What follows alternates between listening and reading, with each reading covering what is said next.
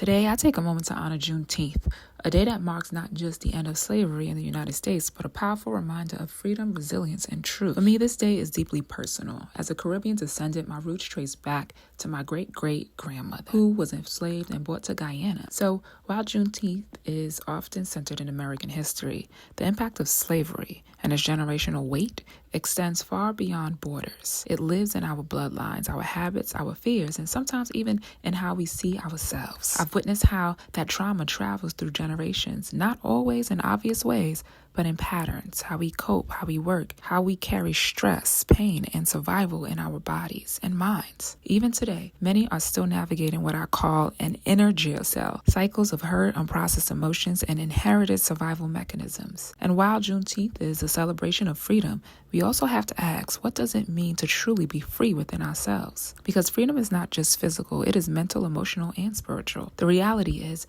our community continues to face deep disparities in mental health and well-being.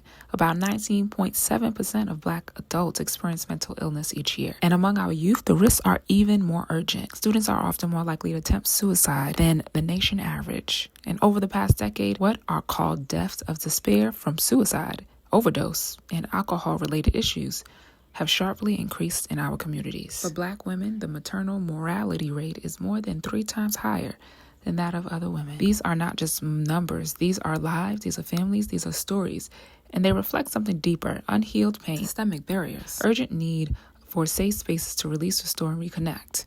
I say this not from theory, but from lived experience. I had to do the work myself. I had to learn how to release negative energy, and from my mind and my heart, I had to break patterns that no longer served me so I could show up grounded, clear, and whole in this world. And that journey changed my life. Through the guidance of my mentor, teacher Lu Xia, I experienced what true healing can feel like, and it showed me that healing is not a luxury, it's a right. It's something we all deserve access to. That is why I do this work today. Every Saturday at 9 a.m., I volunteer to host a virtual recharge session at the Healing Circle Foundation. Doors open at 8:45 a.m., and this space is for anyone who is ready to pause, breathe, release, and elevate. This is a space where you don't have to carry everything alone, a space to reset your energy, a space to reconnect with yourself beyond the stress, beyond the noise, beyond the survival mode. Because releasing negative energy isn't for anyone else, it is for you.